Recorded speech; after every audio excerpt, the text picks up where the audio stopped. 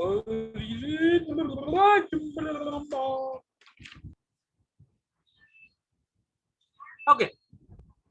चलो भाई सब लोग आ गए ले क्या? अपन होस्ट है क्या? चलो भाई सब लोग आ गए ले।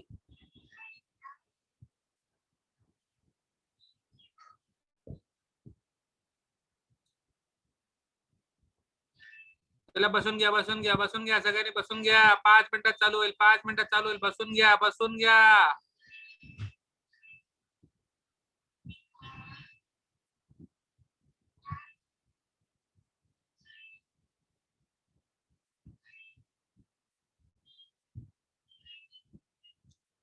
चला बाय, मागच्या लोकांनी खुर्च्यावर बसा, पुढच्या पोराने गोंडपाटावर बसा, खाली लवकर लवकर.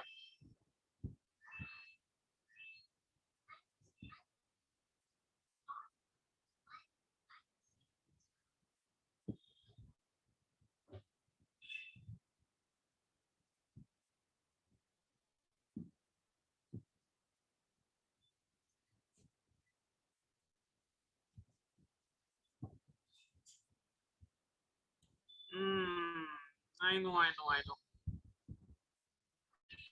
So I'm going to wait for 1 more minute maybe and then I'll start because फिर क्या होता है, फिर लोग आते रहते हैं, फिर उनको एडमिट करने में मेरा दिमाग खराब हो जाता है. So I'll just wait for 1 more minute then I'll start.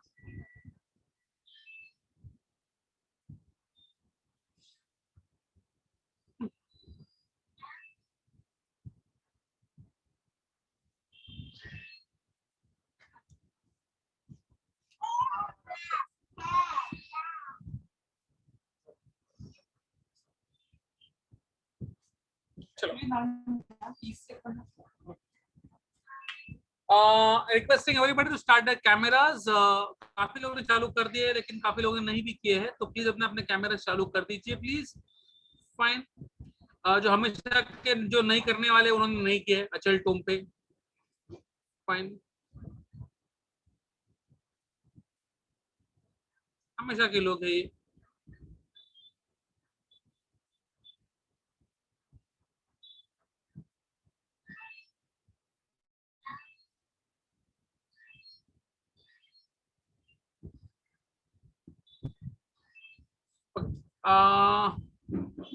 So we were doing something called as we started with Mendel. हमने Mendel चालू किया. आदित्य मंडल आ गया. ये मंडल और मेंडल कजिन रहेंगे ना? ओके. सो आदित्य मेंडल को ग्रुप के अंदर लेने के बाद अभी हम लोग चालू करते हैं. सो मेंडल भाई साहब ने 7 कैरेक्टर्स लिए थे वाटाने के. उसके बाद में उसने मोनो हाइब्रिड क्रॉस किया, डायहाइब्रिड क्रॉस किया. 3 अलग अलग लॉज हम लोग को मालूम पड़े उसकी वजह से. एक्चुअली उसने लॉज नहीं बनाए थे, लॉज तो बनाए थे कॉरेज, शर्मैक और ह्यूगो डी व्राइस थे, लेकिन मेंडल के एक्सपेरिमेंट से बनाए थे. Then we also talked about test cross and back cross के बारे में हम लोग बात कर चुके हैं. We have talked about new Mendelism. New Mendelism में हम लोग बात करते हैं अबाउट हम लोग 2 चीजें बात कर चुके हैं. We have talked about codominance and incomplete dominance. We are going ahead. आज हम लोग और 3-4 चीजें बात करेंगे. 2 चीजें ऐसी बात करेंगे जो आपकी बुक में नहीं है, लेकिन मैं फिर भी आपको सिखाऊंगा बिकॉज़ नीट के लिए आता है वो, तो मैं सिखाना पड़ेगा मुझे. Fine. But will start with something which is there in the book. Fine. Then आगे बढ़ते हैं. Will start with something called as pleiotropy. Pleiotropy बोलो या प्लायोट्रॉपिज्म बोलो. सी पहले लास्ट टाइम मैंने कुछ आपको लिख कर दिया था, अगर आपको याद है, कि मेंडल के रूल्स जो थे, एक ट्रेट का मतलब एक जीन, इसका मतलब 2 अलील्स. ये सब रूल्स मेंडल तक ठीक है, लेकिन ऐसे रूल्स नॉर्मल लाइफ में नहीं होते.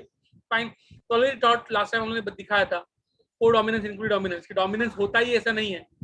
कभी कभी थोड़े आड़े टेढ़े चीजें भी होती है. हम लोग में भी देखो ना, सावले लोग रहते हैं. फाइन. तो एग्जैक्टली 2 ही अलील्स रहेंगे ऐसा कुछ नहीं है. सिमिलरली आज हम लोग बात करेंगे अबाउट प्लायोट्रॉपी. प्लायोट्रॉपी का मतलब रहेगा कि एक सिंगल जीन 2 से ज्यादा ट्रेड्स देगा. एक सिंगल जीन 2 से ज्यादा ट्रेड देगा. कैसे? एक एग्जांपल हम लोग को पढ़ना है, बहुत इंपॉर्टेंट एग्जांपल है, उसका रेशियो भी इंपॉर्टेंट है. Let's understand this in A share screen. Last time मैंने बताया था, लेकिन वापस एक बार बताता हूँ. समझो कि एक सिकल सेल अनीमिया इंसान है,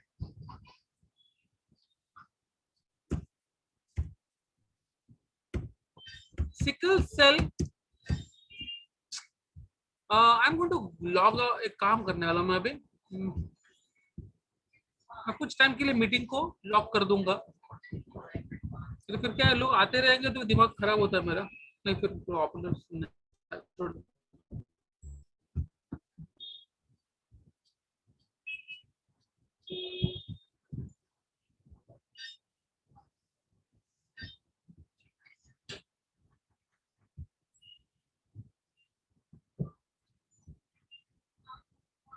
अंडरस्टैंड दिस, नॉर्मल इंसान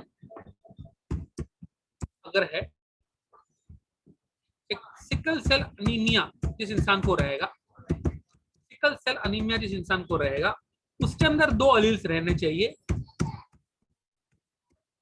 उसके अंदर 2 अलील्स होने चाहिए, तो हम लोग उसको लिखेंगे HBS और HBS, ठीक है, मजाक मजाक,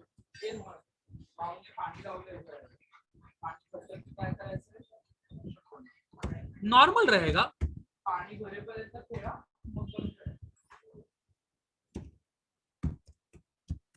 नॉर्मल अगर रहेगा तो मैं बोलूंगा he has got 2 alleles, HBN and HBN,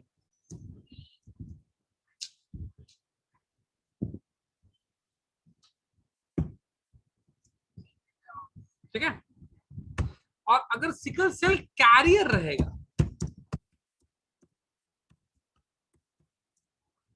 मैं इसका एग्जाम मीनिंग समझाऊंगा आपको, तो he will be HB, 1 allele will be normal, 1 allele will be sickle cell.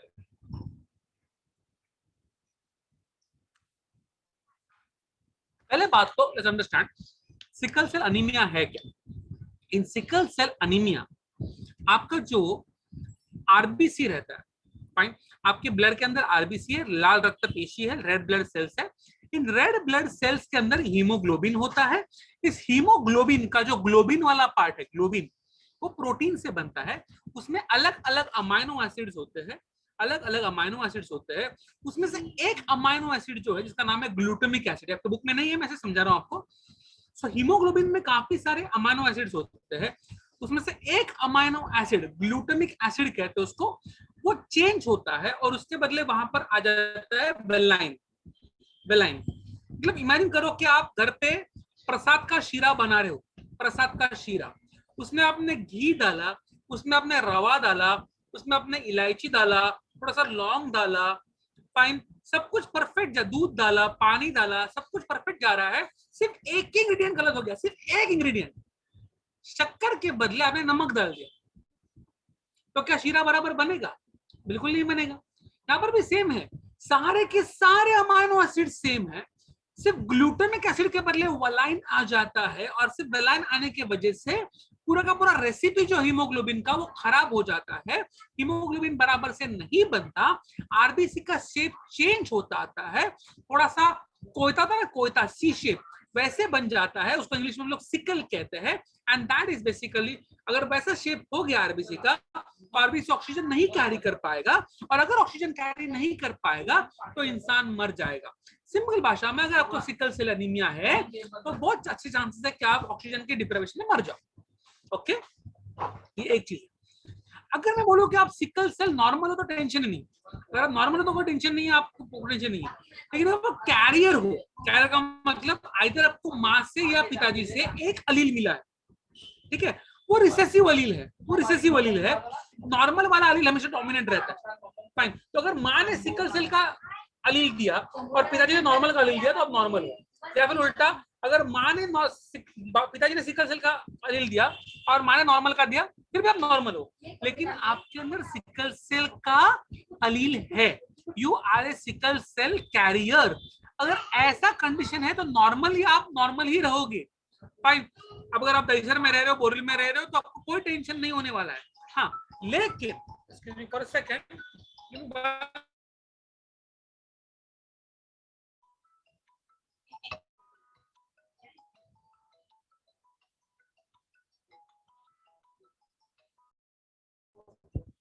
अच्छा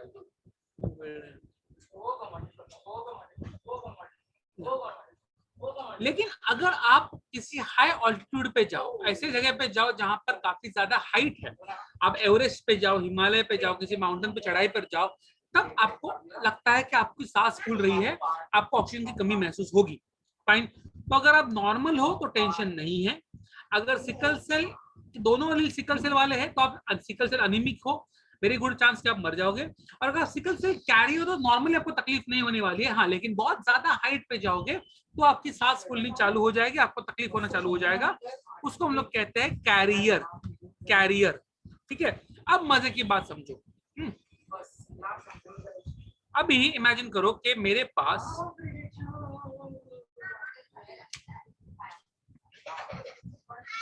पास कुछ पेरेंट्स है जिनका फिनोटाइप है,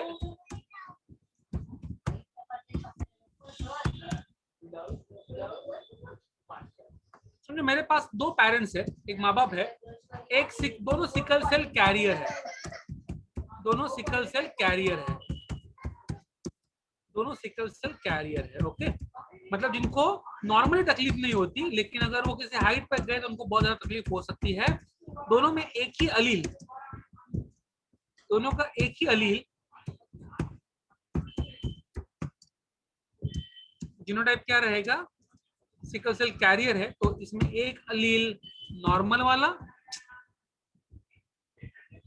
एक अलील नॉर्मल वाला और एक अलील सिकल सेल वाला। सिमिलरली यहां पर भी एक अलील नॉर्मल वाला और एक अलील सिकल सेल वाला। फाइन। जब गैमेट्स फॉर्म होंगे, जब गैमेट्स फॉर्म होंगे तो कैसे होंगे,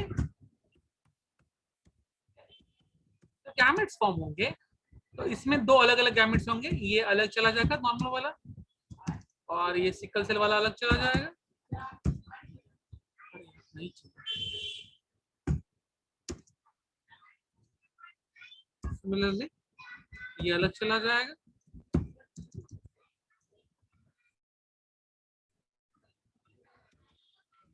और ये अलग चला जाएगा। अब जब बच्चे फॉर्म करते हैं हम लोग तो क्या होता है, देखिए चार टाइप के बच्चे प्रोड्यूस होंगे।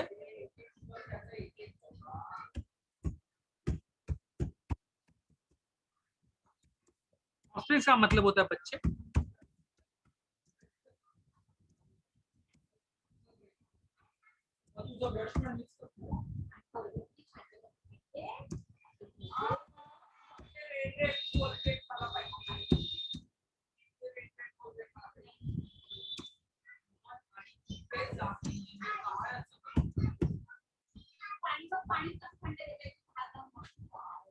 HBN, HBN,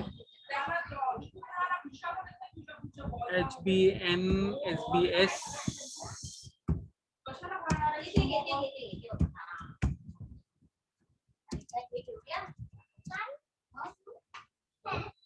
फिर HBN,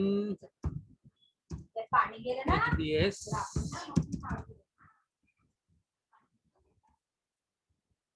और फाइनली HBS, HBS। मतलब इनका फिनोटाइप क्या है, ध्यान से देखना। ये नॉर्मल है, दोनों एलील्स नॉर्मल है, इसमें एक एलील में सिकल सेल है तो ये कैरियर हो जाएगा। इसका भी एक प्रॉब्लम है तो ये भी कैरियर हो जाएगा। और ये पूरा का पूरा सिकल सेल अनीमिया इसको है।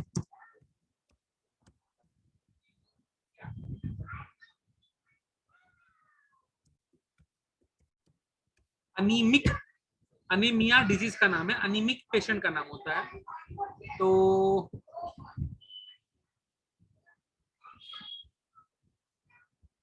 Now let's understand this. ये ऐसे और ये ऐसे,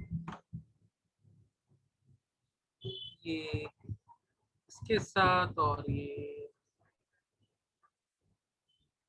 इसके साथ, उसके बाद में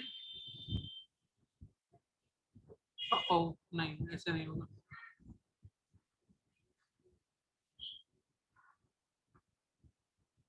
इसके साथ, ये इसके साथ,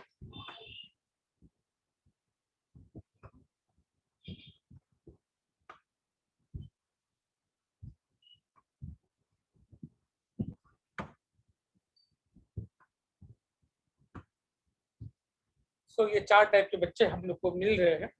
फाइन। नाउ 4 टाइप के बच्चे तो मिल रहे हैं, तो अगर मैं बोलूं कि भाई रेशियो कैसा आना चाहिए,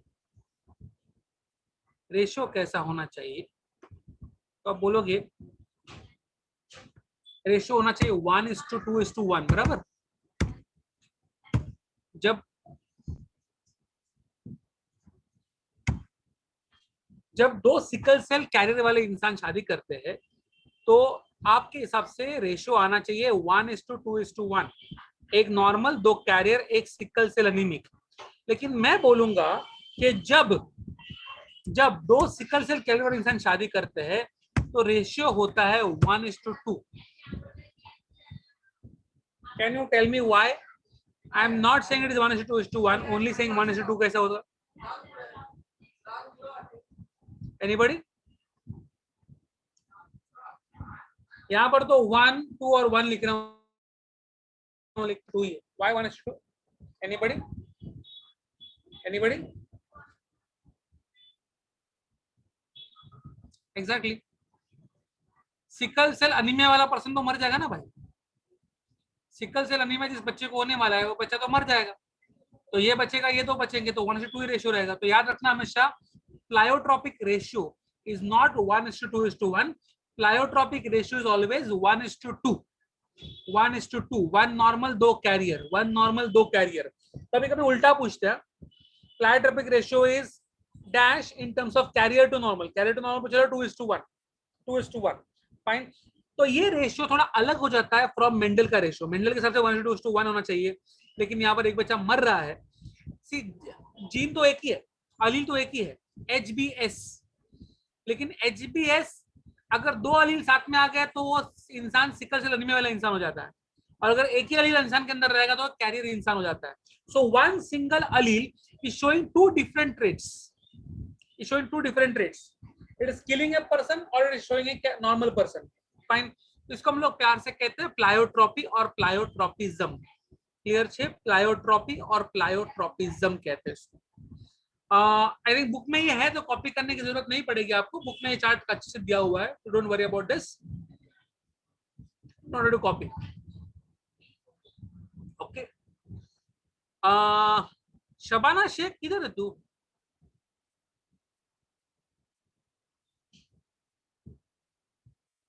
शबाना शेख है कि गई वापस?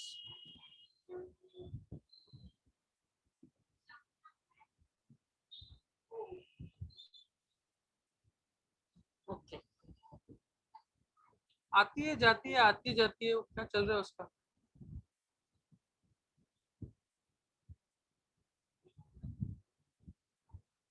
Okay, let's move it, let's move it. We are going to understand now something called as multiple alleles. मैं 3 टॉपिक करूंगा, उसके बाद आपको पढ़ने को बोलूंगा। 3 टॉपिक में से प्लीज अंडरस्टैंड, एक टॉपिक आपके बुक में है ही नहीं है। फाइन। मल्टीपल अलील्स, प्लियोट्रॉपी है, मल्टीपल अलील्स है। नाउ मल्टीपल अलील्स का मतलब क्या? मल्टीपल अलील्स का मतलब एक ही चीज के 2 से ज्यादा अलील जब होते हैं, तो उसको मल्टीपल अलील्स कहते हैं। अब अपने आंखों के बारे में बात करो। फाइन। मेरी आंखें ब्राउन है, किसी की आंखें ब्लू होती है, किसी की ग्रीन होती है, किसी की ग्रे होती है, किसी की ब्लैक होती है, किसी की थोड़ी कॉपर शेप कलर की होती है। एक ही अलील के कितने सारे अलग अलग फॉर्म्स हैं। So more than 2 forms, more than 2 alternative forms of a gene fine is basically called as multiple alleles. Please understand, आपके सेल के अंदर न्यूक्लियस होता है, न्यूक्लियस के अंदर डीएनए होता है, डीएनए बेसिकली कॉइल होता है, और बहुत सारे क्रोमोसोम बनते हैं, बहुत सारे क्रोमोसोम बनते हैं। ठीक है। क्रोमोसोम में एक लोकस नाम की चीज होती है, लोकस। लोकस का मतलब क्या, आई विल शो यू। समझो ये बड़ा सा क्रोमोसोम है, ठीक है, बड़ा सा क्रोमोसोम है। तो यहाँ पर ही यही पॉइंट रहेगा जहां पर स्किन कलर का जीन हो सकता है, या फिर यही पॉइंट रहेगा जहां पर आई कलर का जीन हो सकता है, या यही पॉइंट रहेगा जहां पर वेट का जीन हो सकता है। वो जो पॉइंट है क्रोमोसोम पे, जो जगह है जहां पर वो जीन है, उसको हम लोग कहते हैं लोकस। Locus, fine. तो यहां पर ही वो अलील चेंज होता है। अगर बहुत सारे अलील उसी जगह पे है तो उसको हम लोग प्यार से कहते हैं multiple alleles. Multiple alleles, clear है? More than two forms of the same gene. More than two forms of the same gene, सिर्फ दो ही नहीं है, दो से ज्यादा फॉर्म्स है, fine, of the same gene at the same locus in the chromosome. इसी पॉइंट, उसी पॉइंट पे अलग अलग फॉर्म्स रहेंगे, फाइन। ओके, ये एक सिंपल एग्जांपल आपको बताता हूँ। I will show you that example. Book में भी है लेकिन मैं आपको दिखा दूंगा यहाँ पर। अरे चालू हो रहा है।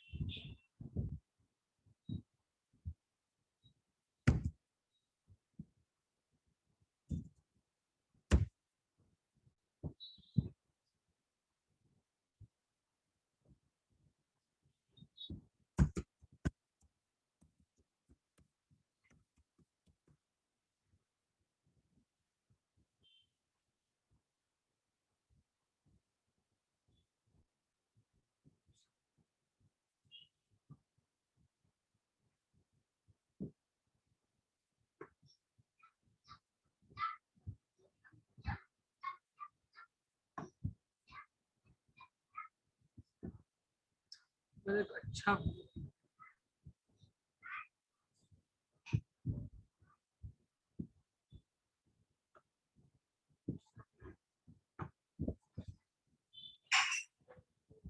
1 सेकेंड ना।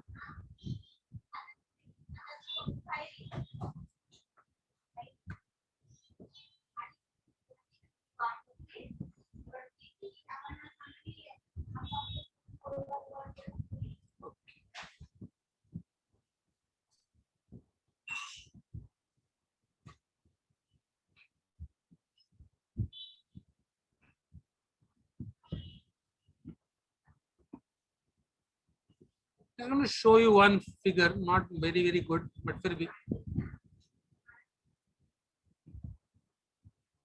से ड्रोसोफिला है।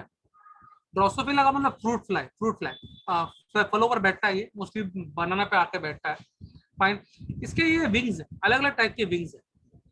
एक ही एनिमल है ड्रोसोफिला, उसी के विंग के अलग अलग शेप देखो आप, अलग अलग शेप है इसके विंग के, फाइन। और one more thing I am going to show you.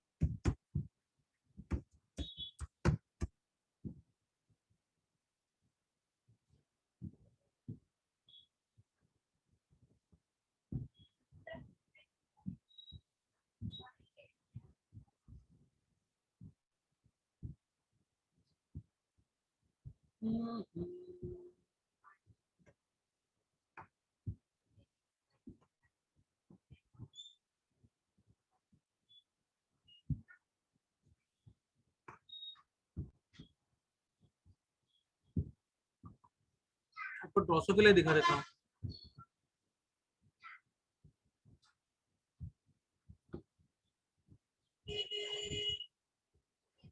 ये ड्रोसोफिला है, इसके अलग अलग विंग टाइप्स है, फाइन। तो बेसिकली अगर नॉर्मल ड्रोसोफिला की बात करो, नॉर्मल ड्रोसोफिला, तो उसके विंग्स का जो जीनोटाइप है उसको वीजी कहते हैं, वीजी प्लस कहते हैं, वीजी प्लस। अगर थोड़े से कट मारे हुए विंग्स रहेंगे तो वीजी एनआई कहते हैं, थोड़े से यू शेप के विंग रहेंगे तो वीजी एनओ कहते हैं, फाइन। तो अलग अलग शेप्स के विंग है। VG N, VG plus is normal wings, VG NO, VG NI, VG ST, या सिर्फ वीजी।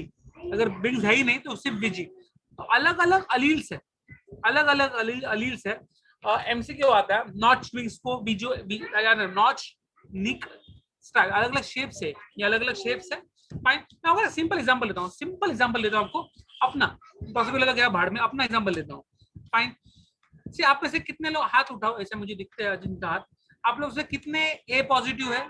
ए पॉजिटिव, एनीबॉडी ए पॉजिटिव? अच्छा रीटा मेरे को खून देना भाई, राज तू भी, हाँ तुम लोग क्या दोगे मेरे को? फाइन, मेरे से टंकी भर जाती है। Okay, anybody B positive? अरे बी पॉजिटिव ज्यादा है इधर, क्या बात है। Fine, C positive? कोई सी पॉजिटिव नहीं है, अच्छा सी पॉजिटिव होता ही नहीं है। अच्छा नहीं, कोविड पॉजिटिव? कोविड पॉजिटिव कोई नहीं, जब मैं था एग्जाम, अभी मैं कोविड नेगेटिव हूँ। ओके, तो बट आप में से कई लोग ए पॉजिटिव है, ए नेगेटिव है, बी पॉजिटिव है, बी नेगेटिव है, ए बी पॉजिटिव है, ए बी नेगेटिव है, ओ पॉजिटिव है। One one last question, how many O negative? कोई ओ नेगेटिव है? मुझे चैट विंडो में लिखना, चैट विंडो पे, चैट विंडो में लिखो, मुझे दिख सबका फेस नहीं दिखेगा, तो चैट विंडो में लिखोगे anybody is O negative. O negative कौन है तो मुझे चैट विंडो में नाम लिखना अपना। If anybody is O negative, please write their name on the chat window, please.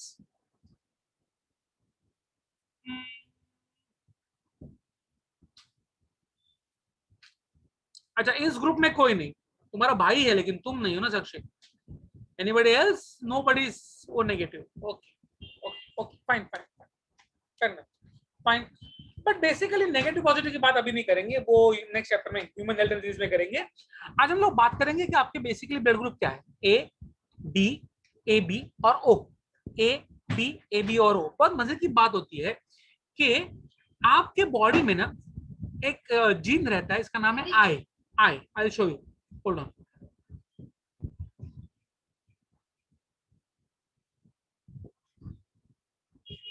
Yes, it is a very rare. O negative is a very rare blood group, very very rare blood group. से understand करो, आपके body में एक blood group है जिसका नाम है I, sorry I. Now what is I? I basically means a sugar,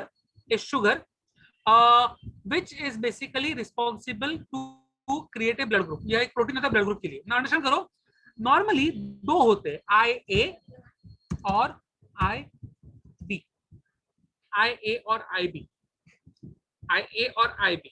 तीसरा होता है आई, क्या उसको हम लोग करेंगे आई, इसको यहाँ पर कुछ नहीं है, मतलब जीरो, आई जीरो। तो आई ए है, आई बी है और आई है। कितने अलील्स है? तीन अलील्स। कौन से? आई ए, आई बी और आई। अब देखो ब्लड ग्रुप कितने होते हैं। अगर मैं बोलूं कि मेरे पास बाप ने दिया आई ए और माँ ने भी दिया आई ए, तो मैं हो जाऊंगा ब्लड ग्रुप ए, ठीक है। अगर मुझे माँ या बाप में से दिया, किसी ने दिया आई ए और दूसरे ने दिया सिर्फ आई जीरो, दोनों ए है तो ए डोमिनेंट है, ए और जीरो रहेगा तो जीरो में कुछ सवाल ही नहीं होता, तो ए ही आएगा। Are you getting my point? Zero मतलब कुछ नहीं ना, तो ये भी ए ही रहेगा।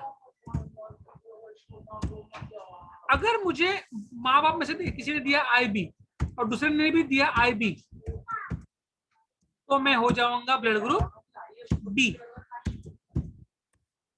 सिमिलरली अगर माँ बाप में से किसी ने दिया बी और दूसरे पेरेंट ने दिया कुछ नहीं, सिर्फ आई, तो भी मैं हो जाऊंगा बी। लेकिन माँ बाप में से एक ने मुझे दिया ए और दूसरे पेरेंट ने मुझे दिया बी, तो मेरा ब्लड ग्रुप हो जाएगा ए बी, ए बी, ठीक है। दोनों दिखेंगे। और अगर मुझे एक पेरेंट ने दिया आई, दूसरे ने भी दिया आई, तो मैं हो जाऊंगा blood group O. Are you getting my point? Fine. See, when I say blood group कितने ब्लड ग्रुप है आपके? 4 ब्लड ग्रुप। कितने? 4। तो मैं बोलूंगा आपके फिनोटाइप कितना है? 4। फिनोटाइप कितने हैं? 4। कौन से फिनोटाइप है? ए बी और ओ। लेकिन जीनोटाइप कितने हैं? 6। I A I A, I A I, I B I B, I B I, I A I B and I I. Fine. तो जीनोटाइप मेरे पास 6, फिनोटाइप मेरे पास 4 और एक्चुअली अलील्स मेरे पास 3। याद रखना ये एमसीक्यू के लिए। 3 अलील्स। 3 अलील्स कौन से? आई ए, आई बी एंड सिर्फ आई। ब्लड ग्रुप कौन सा? A B and O. और जीनोटाइप ये 6। Are getting my point? Clear है? Before I go ahead I wanted to open your books to page number 55. I need multiple alleles and pleiotropy. Multiple alleles and pleiotropy पढ़ना है आपको।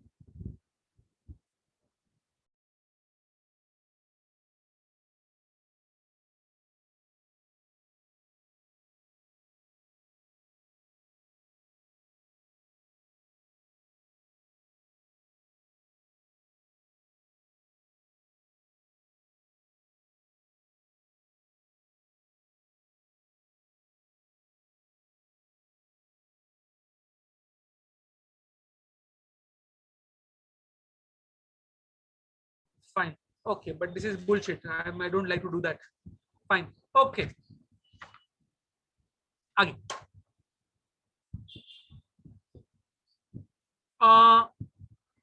सो एक से ज्यादा अलील अगर है एक ही जीन के तो उसको मल्टीपल अलील कहेंगे। और एक ही जीन एक से ज्यादा ट्रेट दिखा रहा है तो उसको प्लेयोट्रॉपी कहते हैं। ये हम लोग ने पढ़ लिया है। अब हम लोग बात करते हैं अभी कैसे हम लोग दो चीज क्या पढ़ा?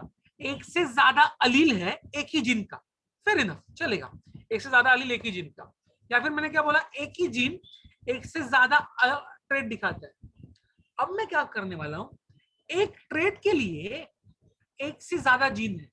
सी what is pleiotropy? One gene showing more than one traits. Now I'm going to talk about something called as polygyny. What is polygyny? 1, 2 or 3 genes combine to give you one trait. 2 or 3 genes combine to give you one trait. ये again I'm repeating this. ये आपके text books में सिर्फ एक mention आता है, कहीं पर येलो बॉक्स में मेंशन आता है, find out more about pleiotropy and polygenic. Internet my friend में आता है, लेकिन मैं आपको पढ़ाऊंगा बिकॉज नीट के लिए इंपॉर्टेंट है। Fine, I will show you. बहुत साल पहले की बात थे, दो साइंटिस्ट थे, if I am not wrong, LA, Nelson और एलए, EHLE। फाइन, एलए नाम था, दूसरे का नाम था नेल्सन। ये लोग काम कर रहे थे गेहूं के दानों पर, फाइन। अगर आप किसी अच्छे वाले गेहूं के स्टोर में जाओ, अच्छे वाले बनी के स्टोर में जाओ, अगर मैं एग्जांपल दूं ना तो आनंद नगर के जरीमरी गार्डन के ऑपोजिट एक बड़ा सा स्टोर है, आई फॉरगॉट द नेम, बहुत बड़ा सा दुकान है, ग्रेन स्टोर्स होता है, बहुत बड़ा है वो। फाइन, उसके अंदर मतलब चावल के कम से कम 20-25 आपको अलग अलग वेरायटी मिलेंगी। सिमिलरली कांदरपाड़ा में मैजेस्टिक होटल के बाजू में एक बड़ा सा ग्रेन स्टोर है, सब बड़ा ग्रेन स्टोर जहां पर आपको गेहूं के 15-20 वेरायटी मिलेंगे, चावल के 15-20 वेरायटी मिलेंगे, ऐसा वाला। या दीप सागर, स्टेशन के इधर का दीप सागर, फाइन। ऐसे वाले स्टोर जो होते हैं जहां पर चिंटी बिंदी बनिया नहीं, बड़ा वाला बनिया, ठीक है, उसके पास जाओगे ना तो गेहूं के मिनिमम 5-6 वेरायटी तो मिलते ही मिलते हैं, मिनिमम 5-6 वेरायटी अलग अलग कॉस्ट के मिलेंगे। फाइन, सबसे एक बार दाने का साइज अलग रहता है, कलर कलर देखोगे ना दाने का तो कभी कभी डार्क ब्राउन रहता है, फाइन, कभी एकदम फीका फीका रहता है, एकदम फीका। तो फीके को हम लोग बोलेंगे white, it's not white actually, हम लोग बोलेंगे इसको व्हाइट है, एकदम फीका है।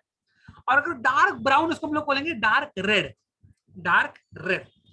अभी गेहूं का जो कलर है, गेहूं के दाने का जो कलर, इसको हम लोग व्हीट कर्नल, KERNEL,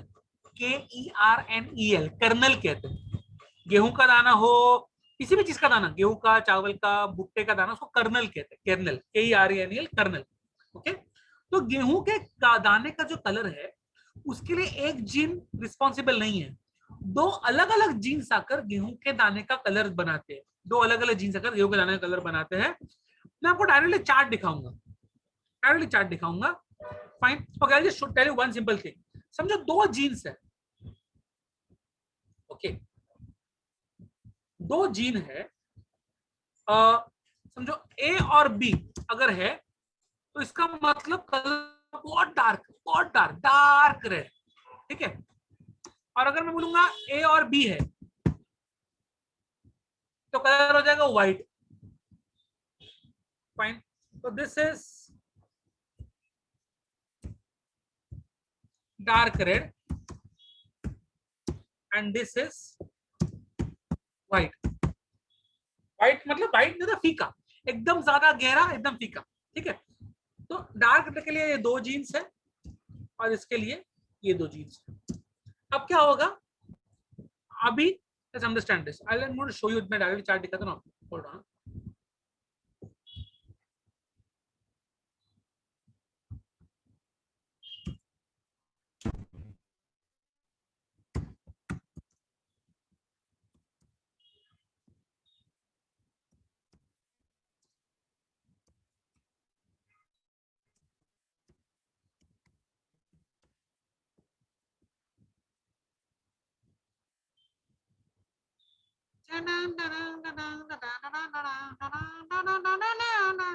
सॉरी,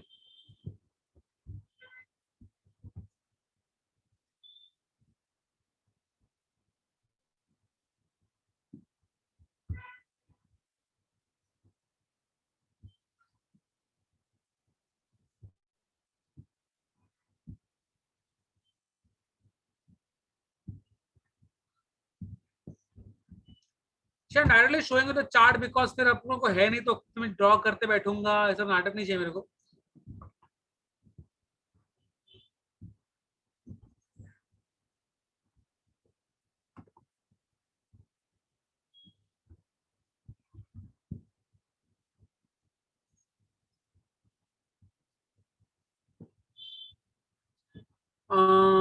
या here we are. So phenotype क्या है, एकदम लाल और एकदम व्हाइट, फाइन, एकदम डार्क रेड और व्हाइट। तो डार्क रेड के लिए दो ए बी बी, फाइन, मतलब basically A B, two genes two alleles, fine. यहाँ पर भी ए बी बी, इसका गैमिट क्या होगा, कैपिटल बी, इसका स्मॉल बी, तो ये हो जाएगा ए बी बी, ऐसे हो जाएगा, फेयर इनफ, फाइन। फिर इसके गैमिट्स आएंगे, इसके गैमिट्स आएंगे। बहुत सिंपल चीज है, हर एक में चार चार लेटर्स रहेंगे। अगर चारों कैपिटल है तो डार्क रेड, तीन कैपिटल है तो I can say red, fine. दो कैपिटल है तो मीडियम रेड, एक कैपिटल है तो फेंट रेड, और एक भी कैपिटल नहीं है तो व्हाइट। तो ध्यान से देखो, चारों कैपिटल, तीन कैपिटल, दो कैपिटल, इस हिसाब से ये रेशियो बनाया हुआ है, फाइन। तो मैं बोलूंगा dark red, red, medium red, light red और व्हाइट, पांच कलर का रेशियो होता है, 1:4:6:4:1। बाकी सब कुछ भूल जाओ, बाकी सब कुछ भूल जाओ। मुझे चाहिए कि आप टेक्स्ट में लिखो two gene polygenic inheritance ratio, two gene polygenic inheritance ratio, two gene polygeny ratio 1:4:6:4:1। आप कहीं पर टेक्स्ट बुक में लिख दो ऊपर ऊपर व्हाइट स्पेस पे, टू जीन पॉलीजेनी रेशियो 1:4:6:4:1। ये आपको नीट के लिए याद रखना है, 1:4:6:4। बाकी सब कुछ भूल जाओ, टेक्स्ट बुक में नहीं है तो जरूरत नहीं है।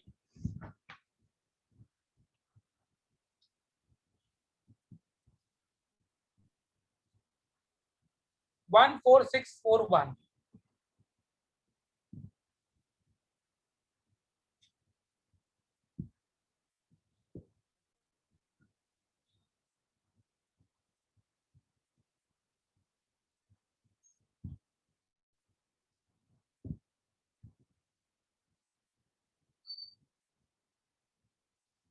ओके, ये दो जीन का हो गया, ऐसे तीन जीन का भी होता है, स्किन कलर का भी होता है। स्किन कलर में ना तीन जीन ए बी और सी तीनों मिलकर साथ में आते हैं। I show you that chart as well. सिर्फ रेशियो लिख के रखना, वो थ्री जीन पॉलीजेनी, वो भी दिखाता हूं आपको, थ्री जीन पॉलीजेनी।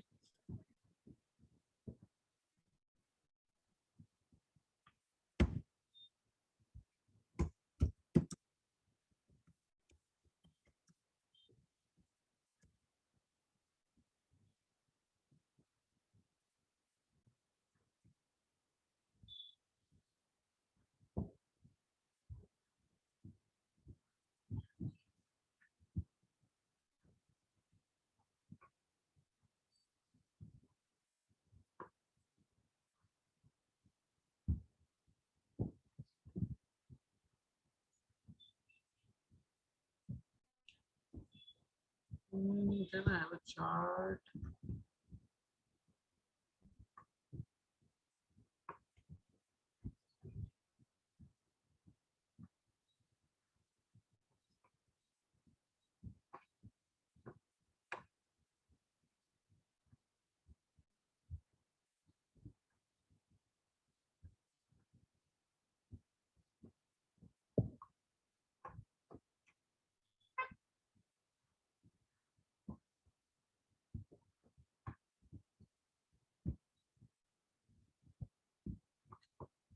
मैं डायरेक्टली दिखाता हूँ आपको। ये रेशियो याद रखना, 3 जिन का है, ये 3 जिन साथ में मिलकर काम करते हैं यहाँ पर, ए बी एंड सी। ये देखो, बाकी सब कुछ भूल जाओ। सी यहाँ पर छह आएंगे, तो 6 कैपिटल मतलब एकदम निग्रो, एकदम निग्रो। 5 कैपिटल मतलब काला इंसान। 4 कैपिटल मतलब ठीक ठाक काला इंसान। 3 कैपिटल मतलब सांवला इंसान। 2 कैपिटल मतलब थोड़ा गोरा इंसान। एक कैपिटल एक कैपिटल मतलब काफी गोरा इंसान। और अगर एक भी कैपिटल नहीं है तो अल्बिनो इंसान। अल्बिनो मतलब उसके अंदर पूरा होता है ना, गोरे गोरे एकदम कंप्लीट गोरे हो जाते हैं। तो ये भी लिख लेना रेशियो। 3 जिन पॉलीजेनिक का रेशियो 1:6:15, 1:6:15, 20, 15, 6:1, 1:6:15, 20, 15, 6:1।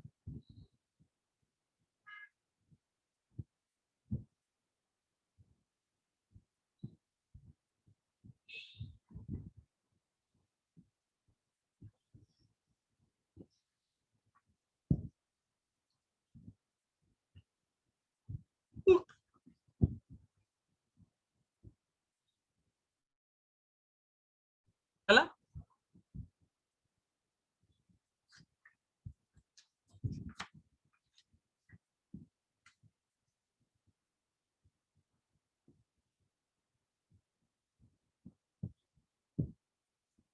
ओके। ये सिर्फ रेशियोज याद रखना, नीट के लिए रेशियोज आते हैं, काफी इंपॉर्टेंट है। Fine, okay. So we have done with multiple alleles and we are done with everything. Okay, good, good, good, good, good, good, good. Fine. अभी हम लोग थोड़ा सा आगे जाएंगे। We are basically finished off with inheritance and variation. अभी हम लोग बेसिकली उसी चैप्टर का दूसरा पार्ट पे जाएंगे and that is basically chromosomal theory of inheritance. हम लोग बात करेंगे पर क्रोमोसोम्स। मैंने पहले भी बोला था कि आपके सेल के अंदर, आपके बॉडी के अंदर सेल्स है, हर सेल के अंदर न्यूक्लियस है, न्यूक्लियस के अंदर डीएनए है। ये डीएनए धागे होते हैं, एक कॉइल होते हैं हिस्टोन प्रोटीन्स के ऊपर। जब कॉइल होता है धीरे धीरे वो बन जाता है क्रोमोसोम्स, ये बन जाते हैं क्रोमोसोम्स। फाइन, आप इंसान हो, हाँ मोस्ट ऑफ यू आप तो इंसान ही हो। Fine, I can see nearly 8 इंसान है यहाँ पर। बाकी क्या है मुझे मालूम नहीं। फाइन, बिकॉज जिनको बार बार बोलकर भी समझ में नहीं आ रहा है कैमरा ऑन रखूं, वो इंसान कैसे हो सकते हैं। फाइन, इतनी अकल तो इंसानों में होती है। फाइन, एक बार बोलने के बाद चालू कर देते हैं। तो मैंने 8-10 इंसान देख लिए। Fine, okay.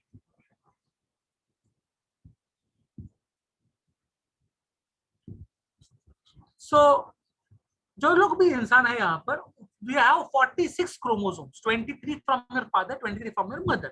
Fine, so 46 chromosomes होते हैं। तो अंडरस्टैंड, हर इंसान के अंदर जितने भी सेल्स है, जितने भी सेल्स है, फाइन, हर सेल के अंदर सेम डीएनए, सेम जीन्स और सेम क्रोमोसोम रहते ही रहते हैं, except for sperm and ovum. Sperm and ovum मिलाओ 23 ईच। फाइन, 46 नहीं होते। Fine, and Sutton and Boveri, Sutton and Boveri नाम के 2 साइंटिस्ट थे जिन्होंने बात किया था अबाउट, एक थियरी बनाया था, इसका नाम था क्रोमोसोमल थियरी ऑफ इनहेरिटेंस, या फिर क्रोमोसोमल थियरी कहते हैं उसको। बहुत सारी चीजें बोली थी उन्होंने कि बॉडी के अंदर सेल्स होते हैं, सेल्स के अंदर क्रोमोसोम रहते हैं, क्रोमोसोम हमेशा पेयर में रहते हैं, और आपके क्रोमोसोम बेसिकली आपका जो बॉडी के अंदर डीएनए रहता है, वो सबसे इंपॉर्टेंट चीज रहती है। वो जनरेशन से जनरेशन कैरी हो जाता है, आगे के जनरेशन में दिया जाता है। It's basically the source of inheritance. Fine, और गैमेट्स में हैप्लॉइड रहते हैं। फाइन, ये सब उन्होंने बताया था। वो बोला था कि DNA is a link between parents and offsprings, fine ये सब उन्होंने बताया था, but it's not important. Before I go head I just wanted to read, मजाक मजाक में एक बार 3.6 वाला पार्ट पढ़ लो, not very important, not very important all, लेकिन पढ़ लो 3.6 वाला पार्ट पढ़ लो, फिर आगे बढ़ते हैं. 3.6 वाला पार्ट पढ़ लो एक बार.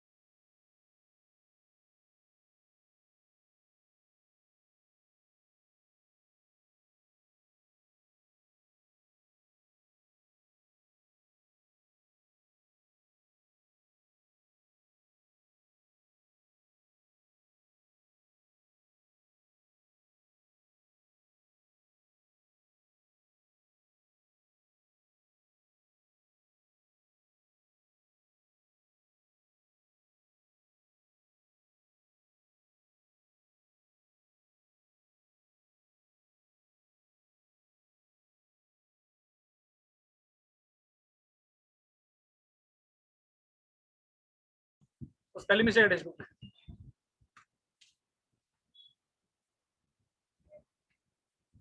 ओके भाई और बहनों, बात करते हैं क्रोमोसोम्स की. कहा क्रोमोसोम, लेकिन क्रोमोसोम बोलना पसंद है. So basically let's understand this that आपके सेल के अंदर जो न्यूक्लियस है, न्यूक्लियस का जो डीएनए का धागा है, डीएनए का धागा जो रहता है वो पूरा ऐसा आड़ा टेढ़ा रहता है, right. It starts getting coiled on histone proteins, fine. Histone proteins के ऊपर वो कॉइल होता है, कई जगह पर टाइटली कॉइल होता है, कहीं पर लूजली कॉइल होता है, लेकिन वो कॉइल होता है, फाइन. कॉइल होकर धीरे धीरे वो कंडेंस हो जाता है, और कंडेंस होने के बाद हम इसको प्यार से कहते हैं क्रोमोसोम. लास्ट ईयर आपको पढ़ाया था मैंने cell division, fine. Cell division में अलग अलग फेजेस रहते हैं, अगर आपको याद है, interphase, prophase, metaphase, anaphase, telophase, याद है, फाइन. तो इंटरफेज में आपको बेसिकली दिखने वाला है धागा, सिर्फ धागा दिखेगा, फाइन. इंटरफेज में सिर्फ धागा होता है, धागा डबल भी होता है इंटरफेज में, फाइन. प्रोफेज में ये धागा कॉइल होना शुरू होता है on the histone proteins, fine. Prophase के एंडिंग तक, फाइन, ये थोड़ा सा धागा starts looking, okay, hold on, I'll show you something.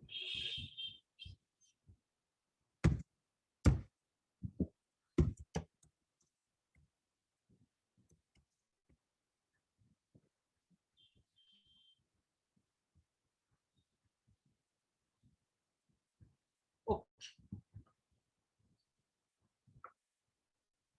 Prophase के एंडिंग तक it start looking like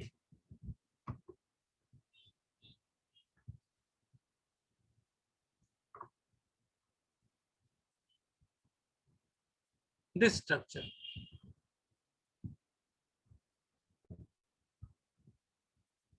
this structure, right. This is called as a monad chromosome, fine. और धीरे धीरे फिर उसमें और एक चीज ज्वाइन हो जाती है, तो उसको हम लोग कहते हैं डायड क्रोमोसोम. मेटाफेज तक आपको ये दिखना शुरू हो जाता है, मेटाफेज के स्टार्टिंग में ये दिखता है, प्रोफेज के एंडिंग में यहाँ तक पहुंचते हैं, मेटाफेज के स्टार्टिंग तक हम लोग यहाँ पर पहुंच जाते हैं, monad chromosome and dyad chromosome. Actually क्या रहता है, let's understand this. Actually is nothing but coiling रहेगा, और I will just show you something.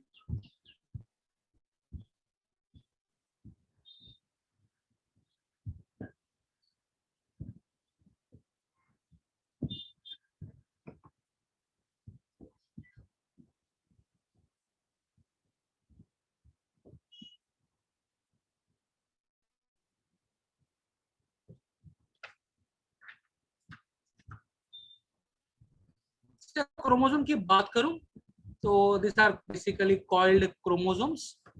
ये मोनोड क्रोमोसोम है, ये डायड क्रोमोसोम है, फाइन. क्रोमोसोम में ये जो दो पार्ट दिख रहे हैं आपको, ये मोनोड क्रोमोसोम है, ये डायड है, तो ये एक ये एक सिंगल मोनेड तो ये जो पार्ट है, ये दो जो पार्ट है, इसको हम लोग प्यार से कहते हैं sister chromatids. Remember the word sister chromatids. ये अगर क्रोमोसोम है तो ये और ये सिस्टर क्रोमैटिड है, ये दूसरा क्रोमोसोम है। फाइन, इसके में दो क्रोमैटिड है, तो ये दो क्रोमैटिड सिस्टर क्रोमैटिड, ये तो सिस्टर क्रोमैटिड। अगर बाजू बाजू में खड़े रहेंगे तो इनको हम लोग कहते हैं नॉन सिस्टर क्रोमैटिड। तो ये देखो, ये ब्लू वाले दो सिस्टर है, इधर रेड वाले दो सिस्टर है, लेकिन ये ब्लू वाला और रेड वाला ये नॉन सिस्टर क्रोमैटिड्स है। अंडरस्टैंड करो, ये दोनों क्रोमोसोम अगर आप देखो, ब्लू वाला और रेड वाला, दोनों की साइज, दोनों का स्ट्रक्चर, दोनों के अंदर जीन सेम रहेंगे।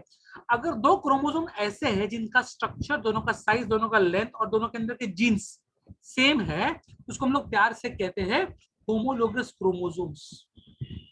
Homologous chromosomes, are you getting my point? Fine, each chromosome will have two chromatids, जिसको सिस्टर क्रोमैटिड्स कहते हैं। फाइन, और दोनों क्रोमैटिड जहां पर साथ में आते हैं, ये वाला हिस्सा जहां पर साथ में आते हैं, जो कंस्ट्रिक्शन है, थोड़ा सा पतला वाला हिस्सा है, कमर कैसे था, कमर। फाइन, और कमर वाला हिस्सा जो है, इसको हम लोग प्यार से कहते हैं सेंट्रोमियर। सेंट्रोमियर, जहां पर क्रोमोसोम थोड़ा अंदर आ चुके हैं, और नजदीक नियरली चिपक जाते हैं, चिपकते नहीं, नियरली चिपक जाते हैं। फाइन, और वहां पर ही सेंट्रोमियर के इधर दो प्लेट रहती है ऐसी, उन प्लेट का नाम है kinetochore. Kinetochore. Fine, so centromere is the area where the chromosomes come together, chromatids come together, and centromere के यहाँ पर प्लेट्स है जिनका नाम है काइनेटोकोर्स। और काइनेटोकोर वो जगह है क्रोमोसोम की जहां पर सेल डिवीजन के टाइम पे स्पिंडल फाइबर चिपकते हैं। स्पिंडल फाइबर यहाँ पर चिपकेंगे और क्रोमैटिड को अलग अलग करेंगे, अलग अलग साइड में खींचेंगे। फाइन, तो स्पिंडल फाइबर जहां पर चिपकते हैं उस जगह को हम लोग प्यार से कहते हैं kinetochore. Kinetochore. Fine, one more thing, जो एंड है, ये टिप है, ये वाला पार्ट, ये वाला जो टिप है ना, ये वाला टिप, इस टिप को हम लोग प्यार से कहते हैं टेलोमेर। टेलोमेर। सेंटर को कहते हैं सेंट्रोमेर, टिप को कहते हैं टेलोमेर। क्लियर छे? So okay, telomere. और आपको ना बीच बीच में जब कॉइल होता है धागा, तो आपको दिखेंगे बहुत सारे ऐसे स्वेलिंग दिखेंगे। देखो, दिख रहा है ये स्वेलिंग, दिख रहा है यहाँ पर, ये स्वेलिंग दिख रहा है, ये स्वेलिंग दिख रहा है। फाइन, तो कॉइलिंग का जैसे स्वेलिंग हो जाता है, स्वेलिंग को हम लोग प्यार से कहते हैं क्रोमोमियर। क्रोमोमियर में काम करता हूँ मैं ना, चैट विंडो में काफी सारे वर्ड्स लिख देता हूँ, आपको ना बाद में टेंशन नहीं आएगा।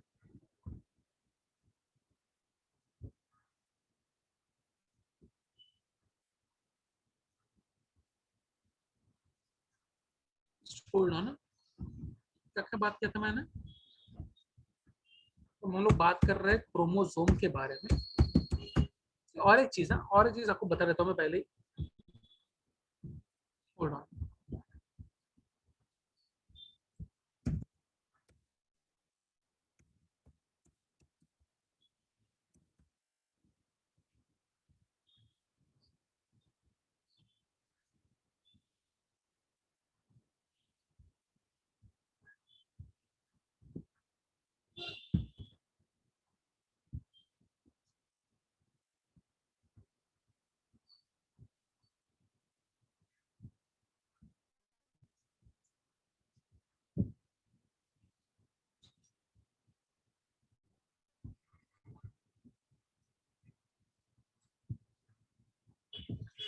से अंडरस्टैंड करो।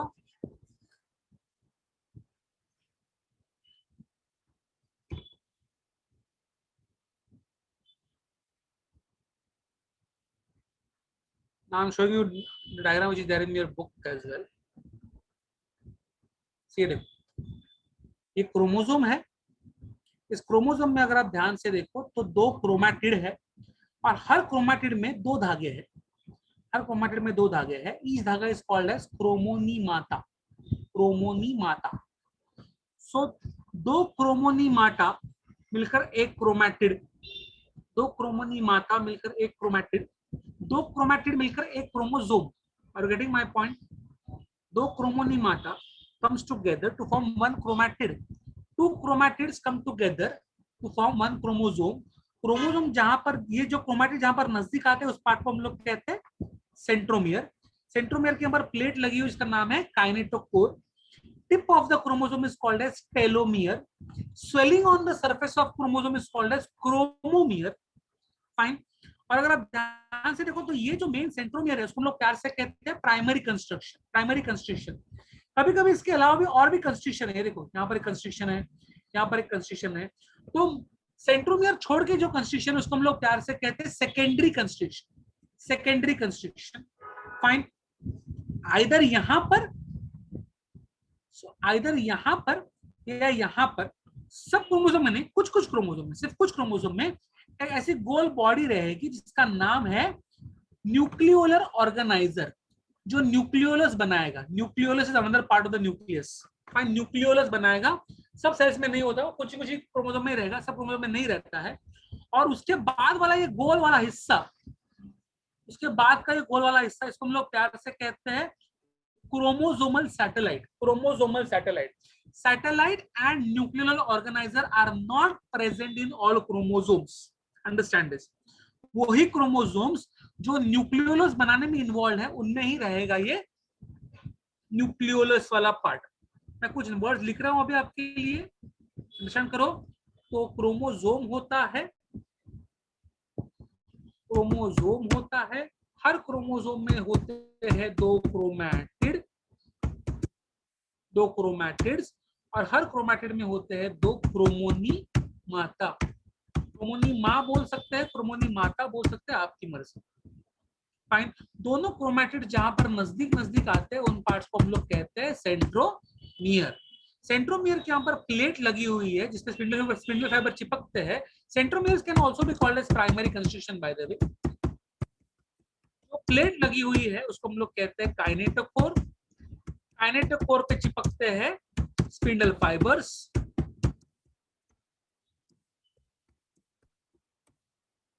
स्पिंडल फाइबर चिपकते हैं वहां पर। Fine.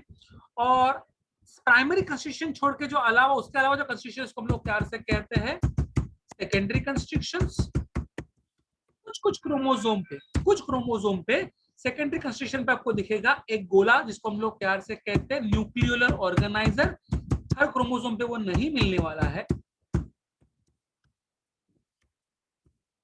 Organiser, sorry spelling wrong हो गया, माफ करना। ऑर्गेनाइजर, अरे यार छोड़ो, वापस ले सकते हैं। न्यूक्लियोलर ऑर्गेनाइजर बराबर है। फाइन। ऑर्गेनाइजर के नीचे जो गोला वाला हिस्सा रहेगा उसको हम लोग प्यार से कहते हैं सैटेलाइट। सैटेलाइट कह सकते हैं। फाइन। ये भी बहुत कम क्रोमोसोम में दिखेगा, ओनली इन दोस क्रोमोसोम जिसके अंदर न्यूक्लियर ऑर्गेनाइजर रहता है। Fine. Tip of the chromosome, end of the chromosome is called as telomere. Coiling की वजह से जो स्वेलिंग दिखते हैं क्रोमोसोम के ऊपर उसको हम लोग कहते हैं क्रोमोमियर। क्रोमोमियर कहते हैं इसको। फाइन।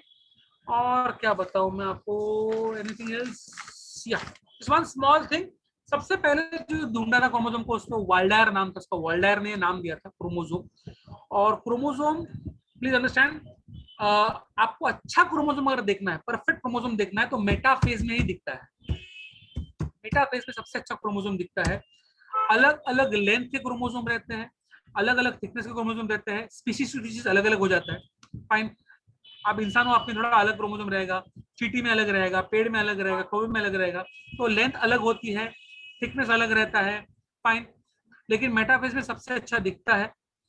एंड इसके ऊपर कॉइल होता है, उसको हम लोग कहते हैं histone proteins. Non histone proteins भी रहते हैं, लेकिन so histone proteins and non histone proteins are two important proteins जिसके ऊपर डीएनए कॉइल होता है। मेन हिस्टोन है, नॉन हिस्टोन सप्लीमेंट्री प्रोटीन्स है जिनके ऊपर डीएनए कॉइल होकर क्रोमोसोम एक्चुअली बनते हैं। कितना क्रोमोसोम होना चाहिए आपके अंदर, that depends again on species to species. इस स्पीशीज के अंदर सिर्फ 2 है, किसी के अंदर 1200 भी है। Please understand this. हमेशा इवन नंबर ही होना चाहिए। क्यों इवन? बिकॉज एक आपके माँ ने दिया है, एक आपके बाप ने दिया है। तो तीन नहीं हो सकता, तीन माने तीन बाप में तो 6 ही होंगे। Are you getting my point? cannot be odd number, cannot be odd because always it is 2n, always it is 2n। 2n का मतलब होता है डिप्लॉयड। सोमैटिक सेल्स मतलब बॉडी सेल्स में हमेशा डिप्लॉयड रहेगा, और गैमेट्स जो है, गैमेट्स में हमेशा हैप्लॉयड रहेगा, गैमेट्स में हमेशा हैप्लॉयड रहेगा n। तो गैमेट्स में it always has to be an odd number, fine, okay। now sorry, gametes में ऑड होना की जरूरत नहीं है, गैमेट्स में इवन हो सकता है, लेकिन सेल्स में कभी भी ऑड नहीं हो सकता। गैमेट्स में ऑफ कोर्स ऑड हो सकता है, और इवन कुछ भी हो सकता है। किसी के गैमेट्स में 4 हो सकते हैं, इसका मतलब बॉडी में 8 हो जाएंगे। तो किसी गैमेट में 3 रहेंगे, इसका मतलब बॉडी में 6 हो जाएंगे। Are you getting what I'm trying to say? So gametes can be odd or even, but body cells always has to be even. Always has to be even. Fine. Most cells will have 2n. Yes, so मैंने बोला gametes में n, cells में 2n। कभी कभी पेड़ में एक part रहता है, प्लांट्स में एक पार्ट रहता है एंडोस्पर्म करके, उसमें ट्रिप्लॉइड भी रहता है। कभी कभी very very very rarely tetraploid भी रहता है, tetraploid. So triploid and tetraploid बहुत रेयर रहते हैं। हैप्लॉइड एंड डिप्लॉइड हमेशा कॉमन है, हैप्लॉइड गैमेट्स और डिप्लॉइड सेल्स में रहेगा रहेगा। सी ये फिक्स होना, ये बहुत फिक्स होना चाहिए कि आपके हर सेल में 46 ही है, आपकी हर गैमेट में 23 है। ये फिक्स नंबर ऑफ क्रोमोसोम्स को हम लोग प्यार से कहते हैं यूप्लॉइडी। यूप्लॉइडी का मतलब एक perfect set of chromosomes. Endosperm है, ट्रिप्लॉइडी रहेगा, गैमेट है, हैप्लॉइडी रहेगा, आपका सेल है तो डिप्लॉइड ही रहेगा। अगर ये नंबर थोड़ा भी हिल गया, थोड़ा भी हिल गया, तो उसको हम लोग कहते हैं एन्यूप्लॉइडी।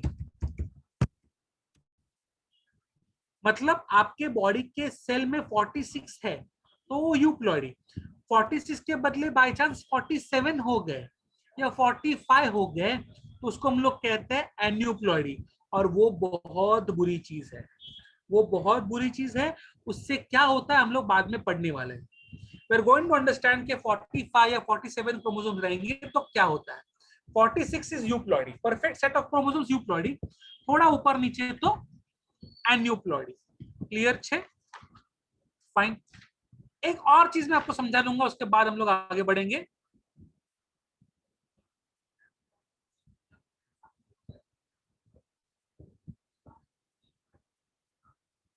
ये देखो, क्रोमोसोम में ना सेंट्रोमियर कहां पर है, सेंट्रोमियर कहां पर है, उसके ऊपर क्रोमोसोम का नाम अलग अलग हो जाता है।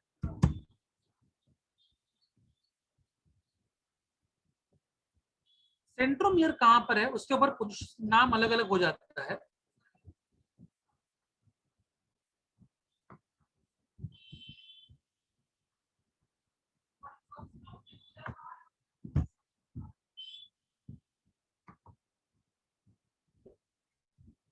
ये डायग्राम देखो, आपको मालूम पड़ेगा मैं क्या बोलने की कोशिश कर रहा हूँ।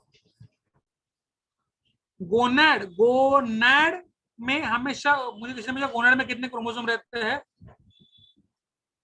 उसके अंडरस्टैंड गोनैड का मतलब होता है टेस्टिस और ओवरीज। वो आपकी बॉडी के सेल्स है, बॉडी के सेल्स में हमेशा डिप्लॉयड ही रहेंगे।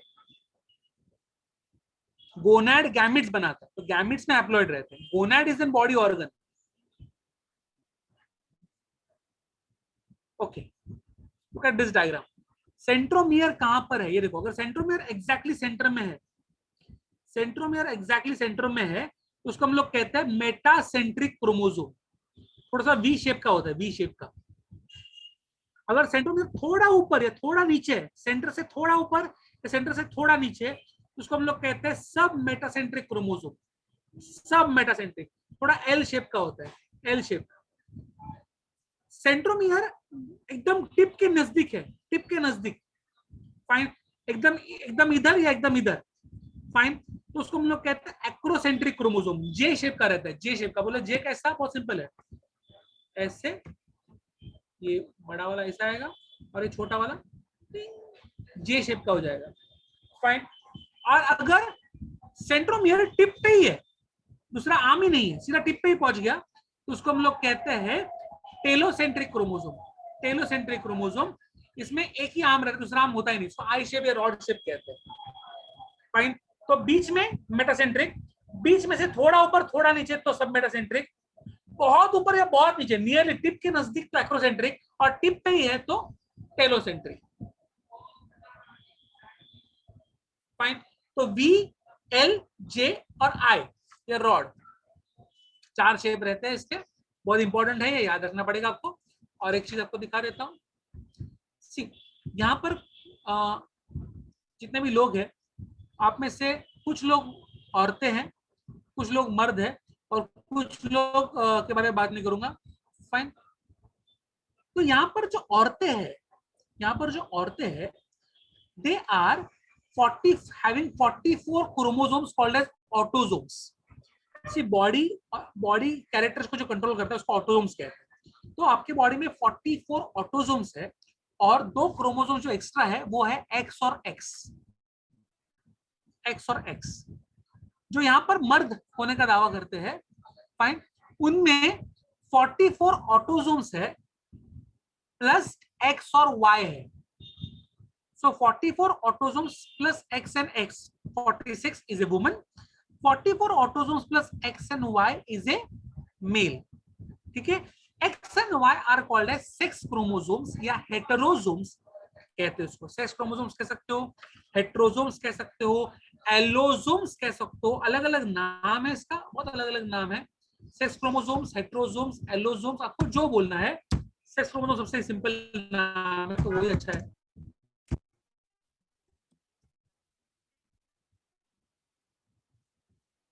तो 2 रहते हैं सेक्स क्रोमोसोम, एक होता है एक्स और एक होता है वाई। मैं आपको सिर्फ दिखा देता हूं एक बार एक्स और वाई। एक्स थोड़ा सा बड़ा रहेगा, वाई थोड़ा सा छोटा रहेगा।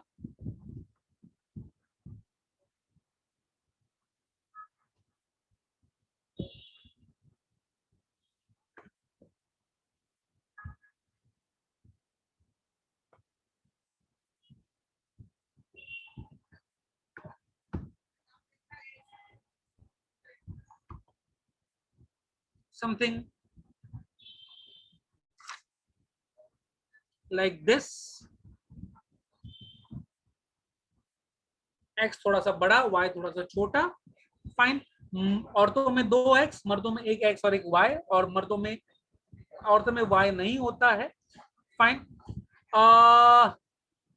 जस्ट वन थिंग, मैं आपको डायग्राम दिखाता हूँ फिर आपको समझाऊंगा मैं होता क्या है। अगर मैं एक सिंपल डायग्राम बनाऊं, सिंपल डायग्राम, हाँ, समझो ये मेरा एक्स क्रोमोसोम है और ये मेरा वाई क्रोमोसोम है। अब इसमें ना ये वाला हिस्सा और ये वाला हिस्सा, तो मैं शेड कर देता हूँ इसको। ये दोनों हिस्से में जीन्स एग्जैक्टली सेम, यहाँ पर जो जीन रहेगा वही जीन यहाँ पर रहेगा, यहाँ पर जो जीन रहेगा वही जीन यहाँ पर रहेगा। फाइन। लेकिन यहाँ पे जो जीन्स है और यहाँ पे जो जीन्स है वो कंप्लीटली अलग है, कंप्लीटली अलग है। फाइन। तो ये दोनों पार्ट जिनमें जीन्स सेम रहते हैं उसको हम लोग प्यार से कहते हैं होमोलोगस रीजन, होमोलोगस रीजन। और ये दोनों पार्ट जहां पर जीन्स कंप्लीटली अलग रहते हैं इसको हम लोग कहते हैं non homologous region, non homologous region. Since यहाँ पर जीन्स सेम है, यहाँ पर क्रॉसिंग ओवर हो सकता है, याद है crossing over, recombination, genetic recombination last year meiosis, तो यहाँ पर हो सकता है। लेकिन यहाँ पर जीन्स अलग है तो यहाँ पर क्रॉसिंग ओवर नहीं होगा, यहाँ पर क्रॉसिंग ओवर नहीं होगा। Fine. Another thing, x chromosome पे ऑफकोर्स लंबा है तो जीन्स ज्यादा है, वाई क्रोमोसोम छोटा है तो जीन्स कम है। और एक चीज आप बताना चाहिए तो मैं बता देता हूँ। यहाँ पर 2 चीज होती है, एक होता है यूक्रोमैटिन, यूक्रोमैटिन, अरे यार लिख, आपको दिखा देता हूँ, तो यूक्रोमैटिन दिखा देता हूँ, I'll show you.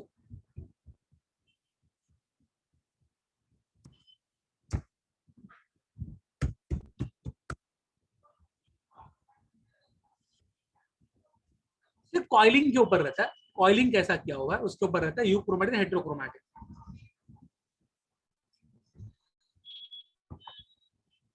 अगर आप यहां पर देखो, अरे आप किधर हो,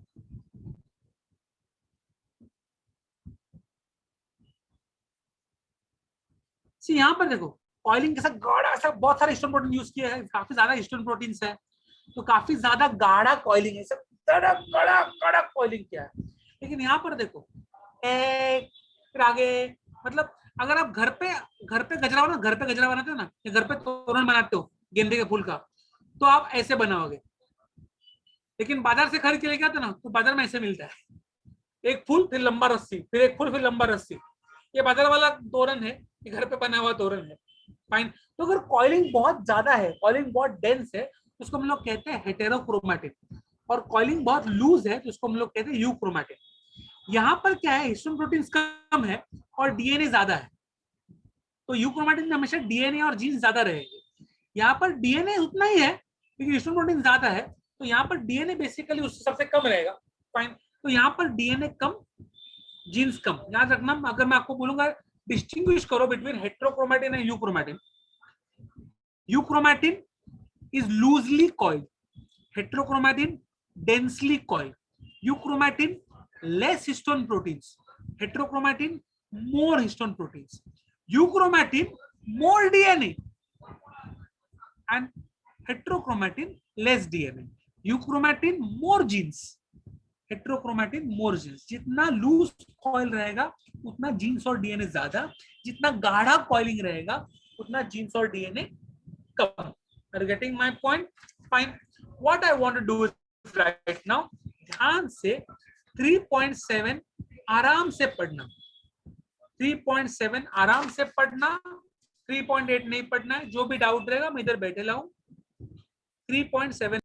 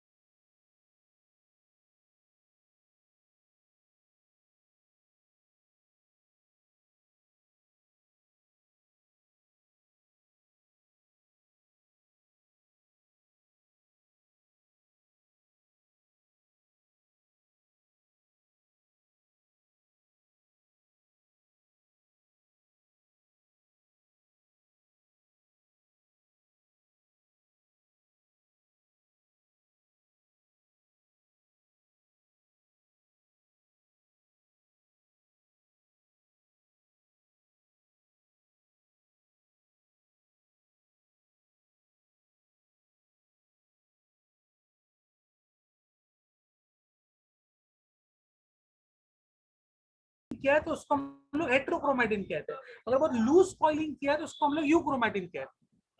तो euchromatin heterochromatin is basically DNA को कॉइल कैसे किया है, इतना ही है। अगर बहुत कस के कॉइलिंग किया रहेगा तो हिस्टोन प्रोटीन ज्यादा रहते हैं और डीएनए का धागा कम रहता है।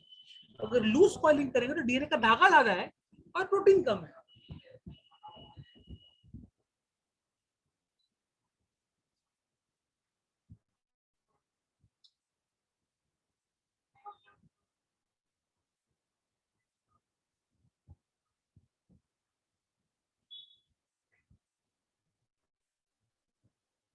I think we are done with this. नहीं, लिंकेज नहीं सिखा सकता मैं आपको आज, लफड़े हो जाएंगे। Okay, I think we are going to stop here for the day. Okay, आज के दिन में ऐसे भी मेरा लेक्चर था ही नहीं, किसी और का लेक्चर था, मेरे को खाली वो चिपका दिया इधर आज। किसका था रे? हाँ, किसका था ये लेक्चर जिसमें मेरे को चिपकाया सुबह सुबह?